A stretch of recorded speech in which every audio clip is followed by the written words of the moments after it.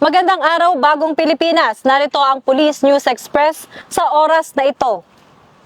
Hindi nagpahuli ang Bataan Police Provincial Office sa pagtugon sa Super Typhoon Uwan matapos pangunahan ni Provincial Director Police Colonel Marites A. Salvadora ang mga tauhan ng Bataan PNP upang magbigay ng agarang tulong at serbisyo sa mga naapektuhan. Tinitiyak ng PNP sa pakikipag-ugnayan ng local government units, MDRRMOs, MSWDOs at iba pang ahensya ang mabilis at epektibong paghahatid ng emergency services at pagsasagawa ng mga rescue operation sa buong probinsya. Ang kolektibong pagkilos na ito ay nagpapakita ng matibay na paninindigan ng pambansang pulisya na maglingkod at protektahan ang mga mamamayan ng Bataan, lalo na sa panahon ng matinding kalamidad. Ito ay nagpapakita ng tunay na malasakit ng PNP, lalo na sa panahon ng sakuna na tunay na tapat sa serbisyo at nararamdaman ng bawat Pilipino.